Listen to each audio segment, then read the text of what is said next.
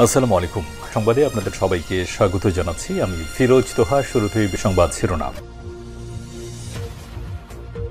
জানিয়ে দেব এই মুহূর্তে হাতে পাওয়া সর্বশেষ গুরুত্বপূর্ণ আপডেট বাংলা সংবাদ। শুরুতেই থাকছে নির্বাচন নিয়ে কী সিদ্ধান্ত হলো জানালেন উপদেষ্টা রিজওয়ানা। সংলাপের মাধ্যমে রাজনৈতিক ঐক্য গড়ে সংস্কার বিষয়ে সুনির্দিষ্ট সংশোধনী এনে এরপরই সরকার নির্বাচনের কথা ভাববে বলে জানিয়েছেন অন্তর্বর্তী সরকারের উপদেষ্টা রিজওয়ানা হাসান। তিনি বলেন, সংস্কারের জন্য সরকার যে ৬টি কমিশন গঠন করেছে সেগুলো ৩ মাসের মধ্যে প্রতিবেদন দিতে পারবে বলে আশা করেছেন তিনি। এরপরই সংলাপে যাবেন। সংলাপের মাধ্যমে রাজনৈতিক মতৈক্য গড়ে সংস্কারের বিষয়ে সুনির্দিষ্ট অঙ্গীকার, কোনো কোনো ক্ষেত্রে সংশোধনী এনে তারপরে নির্বাচনের কথা ভাবছি। এবারে জানাবো ২৬,০০০ কোটি টাকা মানি লন্ডারিং করেছেন ডক্টর ইউনূস, অভিযোগ শেখ হাসিনার। শেখ হাসিনা আরও বলেন, মানুষকে জানতে হবে অলিম্পিকের মশাল ধরতে কত টাকা সে ডোনেশন দিয়েছে। ওদের ডোনেশন লিস্ট খুঁজলেই সেটি নাকি পাওয়া যাবে। ক্লিন্টন ফাউন্ডেশনে কত টাকা ডোনেশন দিচ্ছে সেটাও ওদের লিস্ট খুঁজলে পাওয়া যাবে। মহাচোর বৈশাখ কত কথা শোনাচ্ছে। গরিবের রক্তচোষা টাকা নিয়ে বড়লোক হয়েছে সুদখোর একটা। এভাবেই অন্তর্বর্তী সরকারের প্রধান উপদেষ্টার সম্পর্কে কথা বলেন বাংলাদেশ থেকে বিতাড়িত পালিয়ে যাওয়া প্রধানমন্ত্রী শেখ হাসিনা। জানাবো, খুলনায় চাঁদাবাজির অভিযোগে বিএনপির ৪ নেতাকে শোকজ। খুলনায় চাঁদা দাবির সুনির্দিষ্ট অভিযোগে বিএনপির ৪ নেতাকে কারণ দর্শানোর নোটিশ দেওয়া হয়েছে। বৃহস্পতিবার খুলনা জেলা বিভাগের আহ্বায়ক আমির এজাজ খান এবং সদস্য সচিব এস এম মনিরুল হাসান বাপ্পি যৌথ স্বাক্ষরে তাদের শোকজ নোটিশ দিয়েছেন।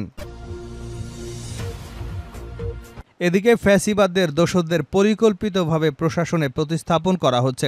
বাংলাদেশ জামায়াতে ইসলামীর কেন্দ্রীয় নির্বাহী পরিষদ সদস্য ও ঢাকা মহানগরী দক্ষিণের আমির মোহাম্মদ নুরুল ইসলাম বুলবুল বলেছেন, আওয়ামী অপশক্তি দোসরদের পরিকল্পিতভাবে সরকারের প্রশাসন সহ বিভিন্ন সাংবিধানিক প্রতিষ্ঠানে প্রতিস্থাপন করা হচ্ছে। তাদের এক বিভাগ থেকে আরেক বিভাগে, এক মন্ত্রণালয় থেকে অন্য মন্ত্রণালয়ে স্থানান্তর করা হচ্ছে, যার মাধ্যমে ফ্যাসিবাদের দোসররা বাংলাদেশের রন্ধ্রে রন্ধ্রে প্রবেশ করছে। জানিয়ে দেব, সীমান্তে বিএসএফের গুলিতে বাংলাদেশি নাগরিক নিহত হবার ঘটনায় কড়া প্রতিবাদ জানিয়েছে বিজিবি। বাংলাদেশ ভারত সীমান্তে বাংলাবান্ধা, ফুলবাড়ি এবং আইসিপিতে বিজিপি রংপুর রিজিয়ন এবং বিএসএফ বেঙ্গল ফ্রন্টিয়ারের মধ্যে অনুষ্ঠিত সৌজন্য বৈঠকে এই প্রতিবাদ জানানো হয়েছে। এবং সর্বশেষ জানাবো, বাংলাদেশ ভারত সিরিজে হামলার হুমকি, জয় শাহর সঙ্গে কথা বলেছেন বিবিসির সভাপতি। আগামী ১৯ সেপ্টেম্বর শুরু হবে বাংলাদেশ ভারত দ্বিপাক্ষিক সিরিজের প্রথম টেস্ট। সিরিজে ২টি টেস্ট ছাড়াও ৩টি টি-২০ ম্যাচ খেলবে দুদল। তবে সিরিজ শুরুর আগেই হিন্দু মহাসভা নামে একটি ধর্মীয় সংগঠন একাধিকবার হামলার হুমকি দিয়েছে। এতক্ষণ শিরোনাম শুনছিলেন, এবার বিস্তারিত। প্রিয় দর্শক, আপনি যদি এই চ্যানেলে নতুন হয়ে থাকেন, ভিডিওটি দেখতে দেখতে চ্যানেলটি সাবস্ক্রাইব করে আমাদের সঙ্গেই থাকুন। আর এই ভিডিও সম্পর্কে আপনি আপনার মূল্যবান মতামতটি কমেন্ট বক্সে জানিয়ে দিন। আর হ্যাঁ প্রিয় দর্শক, জানিয়ে দিন ভিডিওটি কোথা থেকে দেখছেন। নির্বাচন নিয়ে কী সিদ্ধান্ত হলো জানালেন উপদেষ্টা রিজওয়ানা। সংলাপের মাধ্যমে রাজনৈতিক ঐক্য গড়ে সংস্কারের বিষয়ে সুনির্দিষ্ট সংশোধনী এনে এরপরই সরকার নির্বাচনের কথা ভাববে বলে জানিয়েছেন অন্তর্বর্তী সরকারের উপদেষ্টা সৈয়দা রিজওয়ানা হাসান।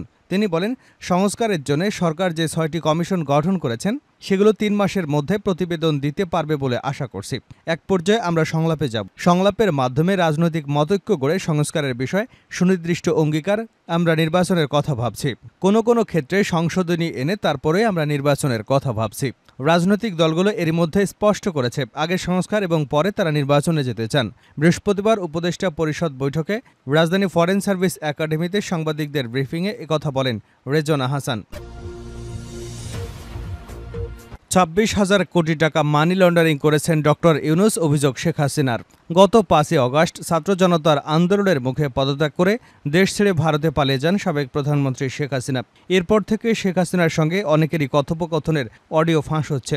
এবার যে অডিওটি ফাঁস হয়েছে সেখানে মোহাম্মদ তানভীর কায়সার নামে যুক্তরাষ্ট্র প্রবাসী এক আওয়ামী লীগ নেতার সঙ্গে কথা বলেছেন তিনি। বৃহস্পতিবার ওই অডিও ক্লিপটি ছড়িয়ে পড়ে। অডিওতে অন্তর্বর্তী সরকারের প্রধান উপদেষ্টা ডক্টর মোহাম্মদ ইউনূসের নিন্দা করতে শোনা যায় শেখ হাসিনাকে। তিনি অভিযোগ করেন, ডক্টর ইউনূস বিদেশে ২৬,০০০ কোটি টাকা পাচার করেছে। এছাড়া কথা বলেছেন রূপপুর থেকে $৫০০ কোটি আত্মসাৎ ইস্যুতে। শেখ হাসিনা জানিয়েছেন তিনি বাংলাদেশের কাছাকাছি আছেন, যে কোনো সময় দেশে চলে আসতে পারেন। শেখ হাসিনা বলেন, যারা মানি লন্ডারিং করছে তারা খুব লাফাচ্ছে। গ্রামীণ ব্যাংকের যত টাকা, ইউনূস কিন্তু গ্রামীণ ব্যাংক প্রতিষ্ঠা করেনি। গ্রামীণ ব্যাংক প্রতিষ্ঠা করেছেন এরশাদ। ইউনূসকে চাকরি দিয়েছিল এমডির পদে। এমডি পদে থেকে গ্রামীণ ব্যাংকের 26,000 কোটি টাকা সে মানি লন্ডারিং করে বিদেশে নিয়ে গেছে। 26,000 কোটি টাকা, যা দিয়ে বিদেশে সে সোশ্যাল বিজনেস করছে, অমুক তমুক যত বিজনেস। তিনি আরও বলেন, মানুষকে জানতে হবে অলিম্পিকের মশাল ধরতে কত টাকা সে ডোনেশন দিয়েছে। ওদের ডোনেশন লিস্ট খুঁজলেই পাওয়া যাবে। ক্লিন্টন ফাউন্ডেশন কত টাকা ডোনেশন দিচ্ছে নোবেলের আগে, সেটা ওদের লিস্ট খুঁজলে পাওয়া যাবে। মহাচর বৈশা কত কথা শোনাচ্ছে, গরিবের রক্তচোষা টাকা নিয়ে বড়লোক হয়েছে সুদখোর একটা। খুলনায় চাঁদাবাজির অভিযোগে বিএনপির 4 নেতাকে শোকজ। খুলনায় চাঁদাবাজির সুনির্দিষ্ট অভিযোগে বিএনপির 4 নেতাকে কারণ দর্শানো নোটিশ দেওয়া হয়েছে। বৃহস্পতিবার খুলনা জেলা বিএনপির আহ্বায়ক আমিস এজাজ খান এবং সদস্য সচিব এস.এম. মনিরুল হাসান বাপ্পিকে যৌথ স্বাক্ষরে তাদের শোকজ নোটিশ দেওয়া হয়। এতে বলা হয়েছে, অভিযুক্তরা শেখ হাসান আল মামুন নামের জনৈক ব্যক্তিকে মারধর করে মুক্তিপণ হিসেবে 13 লাখ টাকা চাঁদা দাবি করে। 2 লাখ টাকা সোনালী ব্যাংকের মাধ্যমে এবং বাকি 11 লাখ টাকার জন্য চাপ প্রয়োগ অব্যাহত রাখে। বিষয়টি হাসান আল মামুন খুলনা জেলা বিএনপির আহ্বায়ক ও সদস্য সচিব বরাবর লিখিত অভিযোগ করেন। এটি সুস্পষ্টভাবে দলীয় শৃঙ্খলা পরিপন্থী কর্মকাণ্ড। কেন তাদের বিরুদ্ধে সাংগঠনিক ব্যবস্থা গ্রহণ করা হবে না মর্মে 3 দিনের ভেতরে লিখিতভাবে জবাব দিতে নির্দেশনা দেওয়া হয়েছে। ফ্যাসিবাদের দোসরদের পরিকল্পিতভাবে প্রশাসনে প্রতিস্থাপন করা হচ্ছে। বাংলাদেশ জামায়াতে ইসলামীর কেন্দ্রীয় নির্বাহী পরিষদ সদস্য ও ঢাকা মহানগরী দক্ষিণের আমির মোহাম্মদ নুরুল ইসলাম বুলবুল বলেছেন, আওয়ামী অপশক্তি দোসরদের পরিকল্পিতভাবে সরকারের প্রশাসন সহ বিভিন্ন সাংবিধানিক প্রতিষ্ঠানে প্রতিস্থাপন করা হচ্ছে।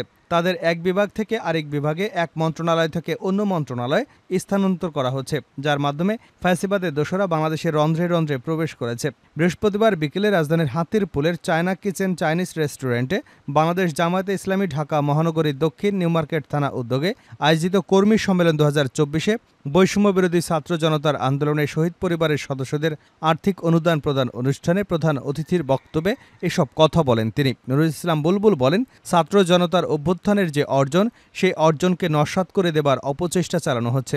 ছাত্র জনতার অভ্যুত্থানের ফসলেই অন্তর্বর্তীকালীন সরকারকে এ ব্যাপারে সতর্ক ও সজাগ থাকতে হবে। ফ্যাসিবাদ ও তাদের দোসরদের আর কোনো চক্রান্ত এদেশের জনগণ সফল হতে দেবে না।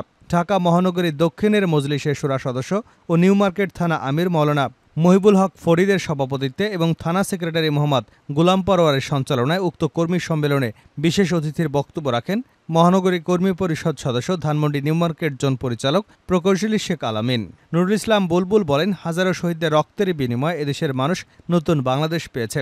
অন্তর্বর্তী সরকারের কার্যক্রমের দিকে সেই জনতা তাকিয়ে আছে। যদি আপনারা ব্যর্থ হন, তবে বাংলাদেশ ব্যর্থ হবে। ফ্যাসিবাদের দোসর বা অন্য কোনো ষড়যন্ত্রকারীদের যদি আপনারা কোনো সুযোগ করে দেন, তার পরিণতি শুধু 18 কোটি মানুষ ভোগ করবে না, বরং আপনাদেরও ভোগ করতে হবে। বাংলাদেশ জামায়াতে ইসলামী সৎ এবং যোগ্য নেতৃত্বের মাধ্যমে একটি সুখী সমৃদ্ধ দেশ গড়ে তুলতে চায়, একটি কল্যাণ রাষ্ট্র গড়ে তুলতে চায়, যাতে 18 কোটি মানুষ মাথা উঁচু করে দাঁড়াতে পারে। বাংলাদেশ ভারত সিরিজে হামলার হুমকি, জয় শাহর সাথে কথা বলেছেন বিসিবির সভাপতি। আগামী 19 সেপ্টেম্বর শুরু হবে বাংলাদেশ ভারত দ্বিপাক্ষিক সিরিজের প্রথম টেস্ট। সিরিজে 2টি টেস্ট ছাড়াও 3টি টি-20 ম্যাচ খেলবে 2 দল। তবে সিরিজ শুরু হবার আগেই হিন্দু মহাসভা নামের একটি ধর্মীয় সংগঠন থেকে একাধিকবার হামলার হুমকি দেওয়া হয়। তবে এই ইস্যুতে ভারতীয় বোর্ড সচিব জয় শাহর কাছ থেকে সর্বোচ্চ নিরাপত্তার আশ্বাস পাওয়া গেছে বলে জানিয়েছেন বিসিবির সভাপতি ফারুক আহমেদ। বৃহস্পতিবার দুপুর থেকে নানা পক্ষের সঙ্গে বেশ কয়েকটি বৈঠকের পর গণমাধ্যমে কথা বলেন বিসিবির সভাপতি। তিনি বলেন, বিসিসিআইয়ের সচিব জয় শাহ, যিনি আগামী ডিসেম্বরে আইসিসি চেয়ারম্যানের দায়িত্ব নেবেন, তার সঙ্গে কথা হয়েছে আমাদের উদ্বেগের কথা আমরা জানিয়েছি। তিনি বলেছেন, দ্বিপাক্ষিক সিরিজে এসব হুমকি বড় কোনো ব্যাপার নয়। তারপরও তারা বাংলাদেশের জন্য সর্বোচ্চ নিরাপত্তা ব্যবস্থা করবেন। আমরাও আশা করি কোনো সমস্যা হবে না। চেন্নাই প্রথম টেস্ট শুরু হবে আগামী বৃহস্পতিবার। 27 ডিসেম্বর কানপুরে শুরু দ্বিতীয় টেস্ট এবং 6 অক্টোবর টি-20 সিরিজ শুরু গোয়ালিয়রে। এই 2 ম্যাচেই ঝামেলা পাকানোর হুমকি দিয়ে রেখেছে অখিল ভারত হিন্দু সভা। ম্যাচগুলোর ভেন্যু এবং মাঠগুলো থেকে সরিয়ে নেবারও দাবি এসেছিল তাদের পক্ষ থেকে। অবশ্য এই দাবির পেছনে কারণ হিসেবে সংগঠনটি বলেছিল, শেখ হাসিনার সরকারের পতনের পর বাংলাদেশ জুড়ে হিন্দু সম্প্রদায়ের উপর প্রবল অত্যাচার এবং নৃশংসতা চালানো হয়েছে। ম্যাচের প্রতিবাদ জানানো সহ আরও কিছু হুমকি দিয়ে রেখেছিল তারা। ভারতের কিছু সংবাদ মাধ্যম এমন খবরও হয়েছিল যে কানপুর থেকে দ্বিতীয় টেস্ট সরিয়ে ইন্দোরে নেওয়া হতে পারে। উল্লেখ্য, শেষ পর্যন্ত ভেন্যু বা সূচিতে কোনো বদল আনেনি বিসিসিআই। আগে নির্ধারিত সূচি অনুযায়ী মাঠে গড়াবে সিরিজের সব ম্যাচগুলো।